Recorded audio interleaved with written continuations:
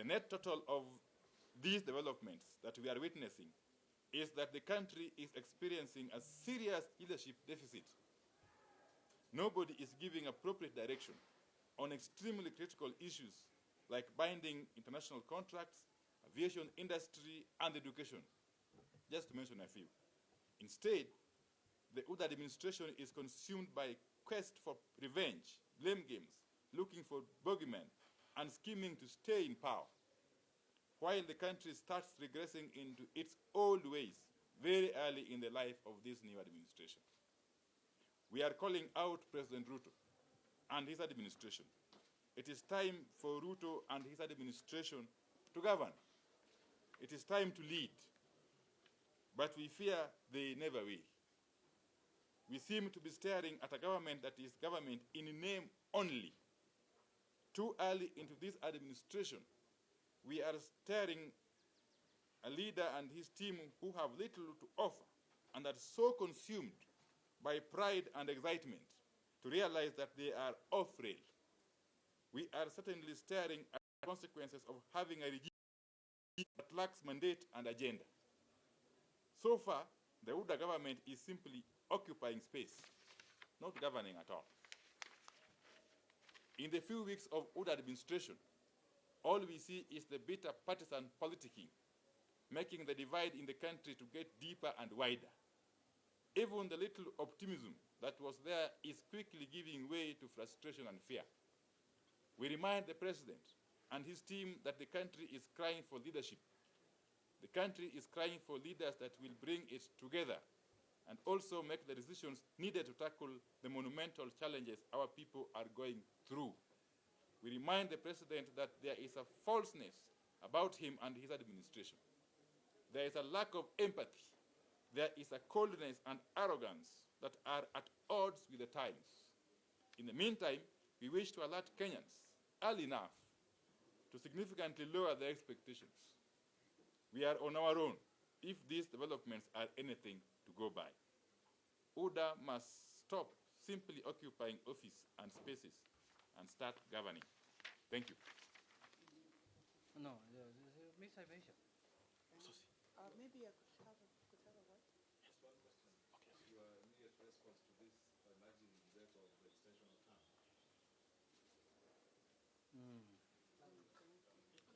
Hiyo ni mzuri sana. Now hiyo sasa ndio siasa. Wacha niongee kidogo hiyo.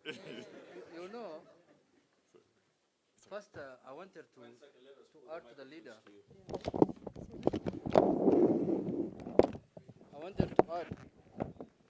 wanted to add to what the leader has said that sorry. yeah. I wanted to add to what the leader has said that the Kenya Kwanza regime must now cease. There must be a ceasefire in this country of these roadside declarations. Kenyans have had enough of it. You can't be giving roadside declaration every Sunday in a church. Please, that must stop. Let us agree first on the ground rules that these roadside declarations must end. Government now must bring policy, now must operate through parliament. They must operate through their ministries. They must do things the way government was known to be doing things. The way things Kenya Kwanza is doing now is not the way government operates. Because everyone, like some disgruntled militia, is giving roadside declaration anywhere and anyhow.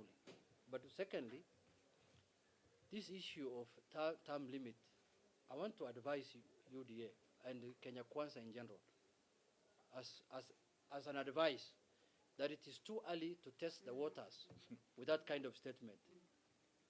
Kenyans are suffering. There is drought. There is hunger. There are myriad of problems in our country. Cost of living. We know ourselves as politicians. You send a small squirrel to test for you the waters, whether there is maize in the granary. We know each other. That's what the young man was doing. But I want to advise them that they can postpone that for another day. We know it is coming, and we are waiting for it. We know one day, before this term ends, that matter will come, either through parliament or through another means. We are waiting for it. But the only advice we want to issue now, as colleagues in politics, it is too early to talk about that. Because Kenyans are suffering, Kenyans have problems. The issue of term limit, we said it before election, we will say it now, and we know it is coming. But we know how to deal with it, and we will deal with it at the right time, not at this time when Kenyans have problems of drought, hunger, cost of living. No. We want to fight over that matter when Kenyans are not hungry, when Kenyans' bellies are full. That's the time to play that kind of football. So I'm telling this Kenya Kwanza, don't add sufferings to sufferings. Kenyans are suffering enough, so don't add term limit. And secondly, we know that when we play our role as an opposition, why do they take offense with us? They are the ones who told us we want people who want to check us, people who will check government, people who will do the opposition. That's what we are doing. Strong opposition. Why are you complaining again when we do our work? Please. Unless you want to remove the term limit. That's when opposition is not needed. Opposition is not needed if you want to remove the term limit. So we are still doing press-ups. We are coming. We need the press-up too. Let me say something.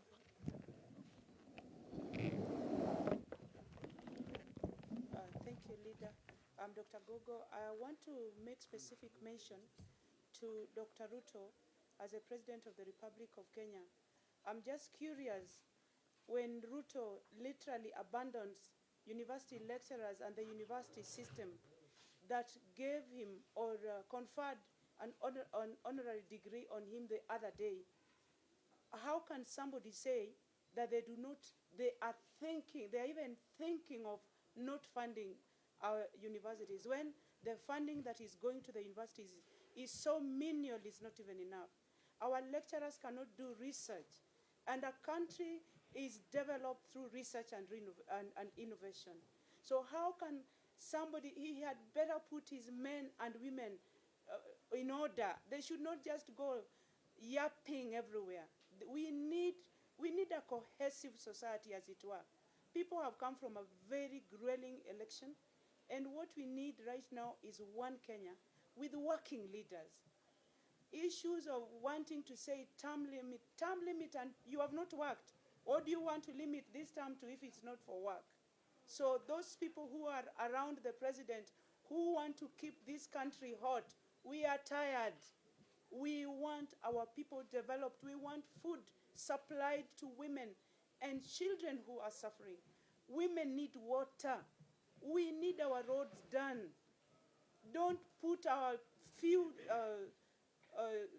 the people who are running KQ, the few who are employed there, don't throw them to the dustbin without jobs. Young people are looking for something to do. Can you put your house in order? As it comes to opposition, we are going to play a serious role in opposition.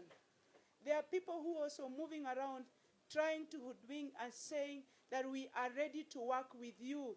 I hear some of them come from the greater side of Nyanza and in the lake.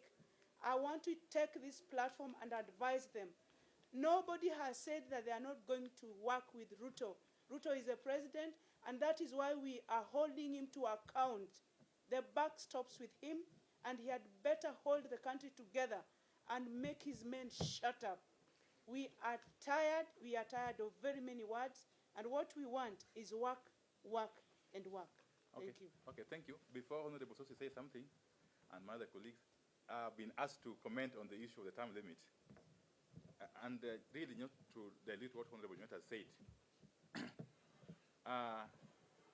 You know, during the campaigns, we kept on reminding Kenyans that if they make a mistake of allowing the UDA brigade to take over the reins of power in this country, they will be allowing the country to take the Uganda direction. Because we knew all along that President Ruto was envious of the record that has been set by his close friend Yoweri Museveni across the borders. So, but we want to caution really this early in the day, even though we know they are simply testing the waters. We want to caution very, very strongly that country, like the one we see obtaining in Uganda, shall be resisted vigorously by the people of Kenya. And therefore, to the person who is sending these surrogates, we are now addressing you. The person sending these surrogates to test the waters, we want to warn you that we are closely monitoring your moves, and we shall not allow you to succeed in these very devious schemes. Thank you.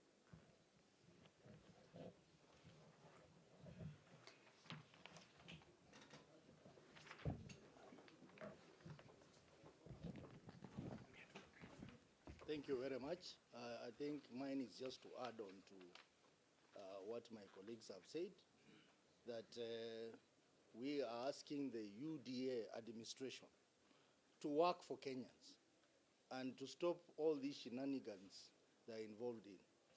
The other day I saw the president donating food to Somalia, and yet our own Kenyans are dying of hunger. That tells you clearly how this government is confused, and I think we don't have a government. What we have is we have a one-man show who is controlling every ministry, who is directing everything, and is doing that through roadside declaration. So the era of roadside declaration has come back.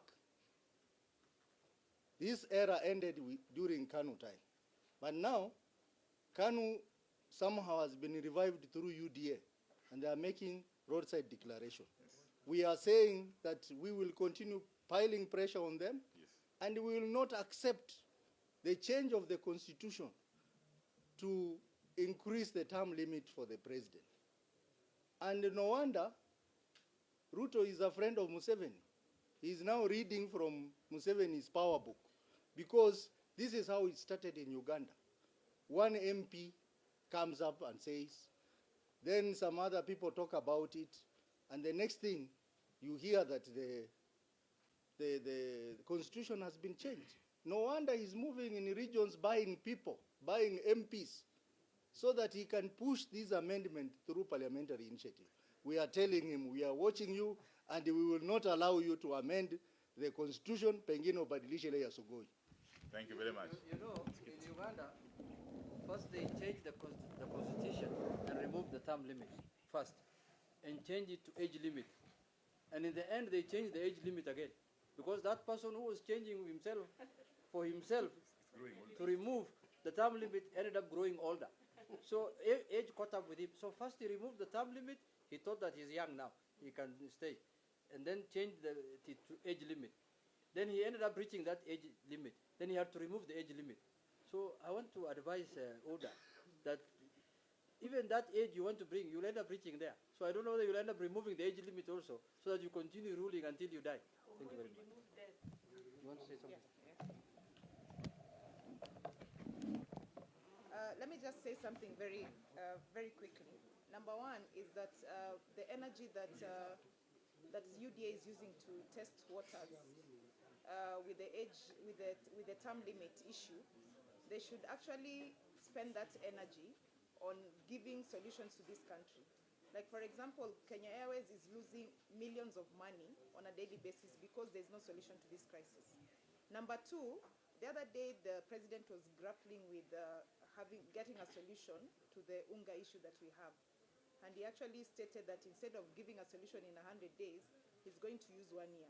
I want to advise the president that he should go and benchmark in Homa Bay County, one of the Azimio counties, because they've been able to get a solution to the UNGA issue that we have in this country, so that he can get solutions instead of wasting time in roadside declarations and things that do not help Kenyans.